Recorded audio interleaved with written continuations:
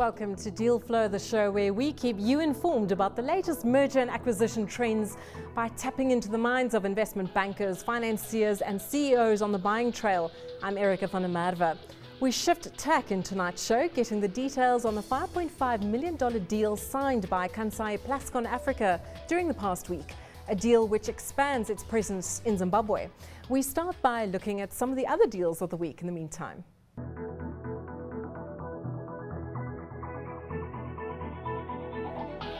Merwe, South Africa's second largest construction business by market cap, announced last week that it had proposed to buy the remaining shares in Australian oil, gas, engineering and construction group Clough for around R4 billion. Standard Bank is in advanced talks to sell its London commodity trading business to its biggest shareholder, Industrial and Commercial Bank of China.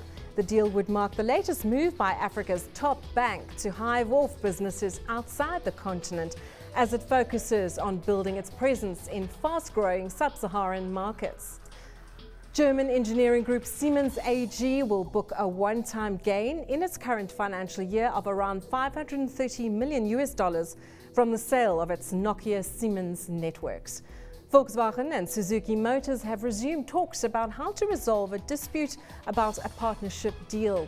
Both car makers had attempted to form an alliance 2 years ago, but talks stalled over disagreements. Both car manufacturers see potential from continued cooperation, but whether the dispute can be fully resolved remains to be seen. Kansai Plascon Africa has taken on a 63.25% stake in Zimbabwe-based Astra Industries. The deal, worth in the region of $5.5 million, gives Kansai Plascon top ranking in the coatings market in Zimbabwe. We find out what goes into a deal of this magnitude, from the strategy to the challenges. Joining me from our Cape Town studio, Ebrahim Mohamed, Executive Director for African Operations at Kansai Plascon Africa. Warm welcome to Ebrahim. Ebrahim, so we're wanting to understand the deal and the workings of this. Let me begin with your Africa ambitions, because I think this also applies to many other global companies looking to expand their reach into the continent, to buy into the growth opportunities. Your first bite of that apple was in 2011 with the buying and the delisting of Free World Coatings. So this has been the second step. So how significant is this Africa strategy for your broader global strategy? Erika, thank you so much. I think one needs to go back a little in that Plascon has been operating in the Southern African region for many years now, and in fact our first association with Astra Paints in Zimbabwe goes back to the mid-70s. And over many years, we've acquired and developed our businesses in the rest of Africa, notably in Namibia, Botswana, Zambia, Malawi, Mozambique, Swaziland. And over many years, we've built up a substantial portfolio of coatings businesses in the region. And the Zimbabwe acquisition is merely an extension of that. Our relationship with Astra goes back, again, as I said, to the mid-70s, and this is a logical conclusion of that relationship that has been there for so many years. So, Ebrahim, and perhaps it may not be applicable in your situation, but if a particular deal, a particular asset in Africa is very attractive to you from a strategic perspective, is there a risk that one is tempted to overpay for that asset? And could that have been the case here with this deal, even though you already had a shareholding? Was there a temptation to perhaps overpay to get a controlling stake? Yeah, just a correction, we didn't have a stakeholding, but certainly we have a technical and license agreement going back many years. I think one needs to look at these things in perspective, and obviously one looks at acquisitions, I think fundamentally from whether one is getting value for the asset. In this particular case, Astra Holdings, Astra Industries rather, is a long-established company, very strong management, some very good brands, and in fact they have been manufacturing some of the Plascon brands for some years. And so we've got great confidence that Astra will in fact continue in that tradition. The relationship going back, as I said, to the mid-70s has enabled Astra, for example, to leverage many of the Plascon technologies available to them, procurement opportunities, etc. And the question of overpaying really is in the context of what we're buying, and really we're buying a very good asset with great potential. We did, of course, pay a moderate premium to what the share price was, but we are confident that in the period going forward, we will realize significant value out of this purchase. So Ebrahim, you referred to a long-standing relationship that you have with Astra, but presumably it also meant being at the right place at the right time in getting this deal. It was a disposal from the investment arm of the Reserve Bank of Zimbabwe. So it did presumably have to mean that all parties were happy with this particular entity, yourselves, coming into the deal. Yes, obviously the entry into that market has many facets to it. We are very familiar with many of the market-facing issues, of course. We are familiar with many of the Astra brands and some of the other local brands. And for many years, we've had a direct export business into Zimbabwe, which has been growing fairly significantly.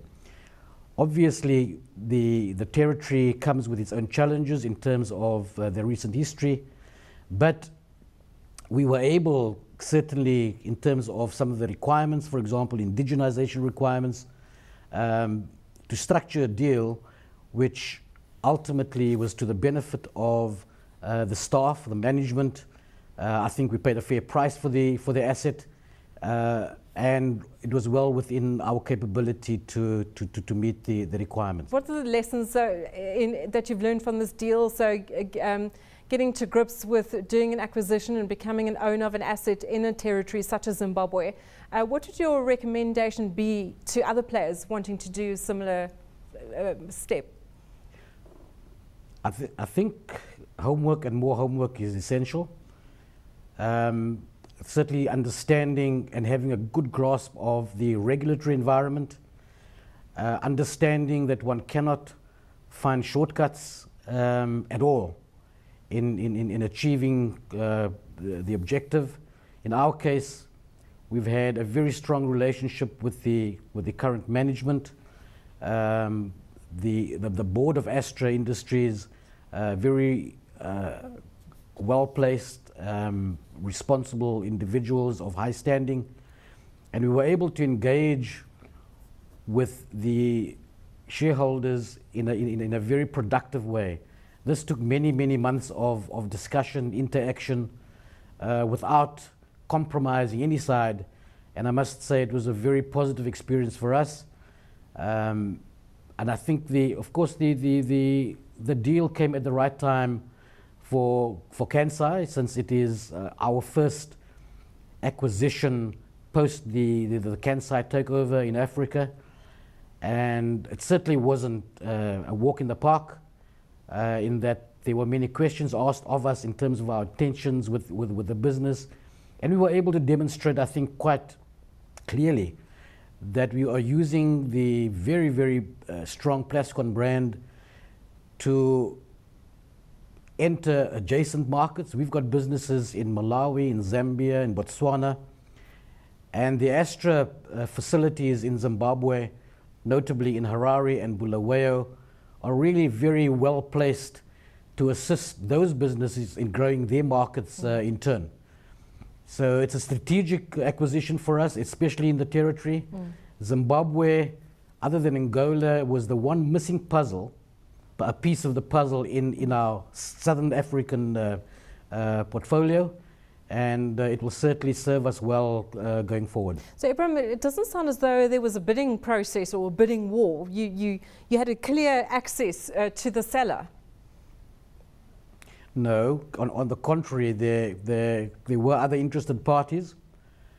I think in the case of Kansai Plascon Africa, we were able to demonstrate on a number of fronts that we were probably a preferred bidder. I think number one, that there is the long-standing historical relationship.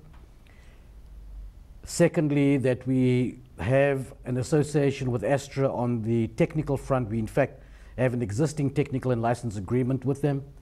And I think more importantly that we were able to demonstrate a very clear and credible indigenization program which would enable management and staff to benefit from the acquisition. And I think it's on these fronts that we were able to clinch the deal. Ebrahim, in the media release related to this deal, you do make it very clear that you have expansion plans. So in other words, you aren't stopping here. Yes. So how is it that you source and access the further deals? Are you relying on your existing relationships? And you've indicated twice now the number of countries where you do have a presence. You also export to some of the other African countries. So how do you find those opportunities? Well, it's a lot of slog, I can promise you. We have a number of highly experienced staff who have been traveling the sub-Saharan continent for many years now. We have many relationships dating back 15, 16, 17 years with other role players in the coatings industry. We know the East African market reasonably well, coatings market. We are improving our intelligence and certainly our knowledge of the West African market. We have a very clear idea of where we could certainly source and contact either potential partners or acquisition targets, and where it's necessary, probably a greenfield site. So we know the territory quite well. We know some of the challenges. We know about the regulatory environments, and most importantly, we understand the market. In South Africa, you really have a little bit of the whole of the African continent right here in our country.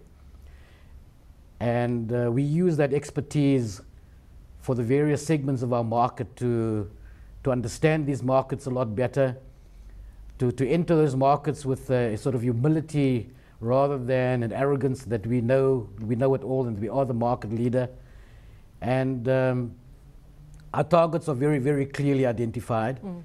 It's a matter of finding a sort of meeting of the minds with the role players in those regions to understand the value of the assets that we're targeting and how we grow those portfolios in those markets.